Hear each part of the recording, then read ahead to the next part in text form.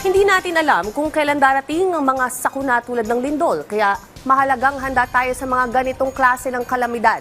Para maging ligtas sa lindol, naritong ilang ligtas lindol tips sa report ni Vel Custodio.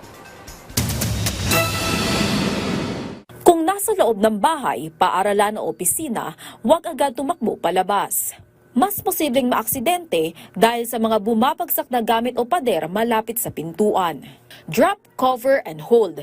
Yumuko, magtago sa ilalim ng matibay na lamesa at humawak hanggang sa huminto ang pagyanig. Lumayo sa mga bintana, salamin at mabibigat na muebles. Kung nasa kama, manatili roon at takpan ang ulo ng unan.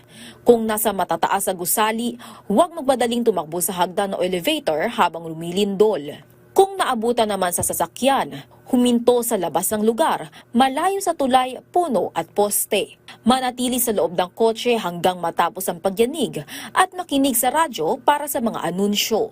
Kung nasa pampublikong lugar gaya ng mall, manatiling kalmado. Umilalim sa matibay na lamesa o counter at sundin ang bili ng mga gwardiya o staff. Sa paaralan naman, mag-duck, cover and hold sa ilalim ng desk at hintayin ang instruction ng guro bago lumikas. Kung nasa labas, pumunta sa maluwag na lugar na malayo sa gusali, puno o poste. At kung malapit sa baybayin, tumungo agad sa mataas na lugar, maaaring sundan ito ng tsunami. Pagkatapos ng lindol, suriin ang sarili at mga kasama kung may sugat. Maging alerto sa mga aftershock at makinig sa opisyal na anunsyo ng PHIVOLCS, NDRRMC o lokal na DRRMO. Manatiling kalmado, maging handa at tandaan ang drop, cover, and hold. Vel Custodio para sa Pambansang TV sa Bagong Pilipinas.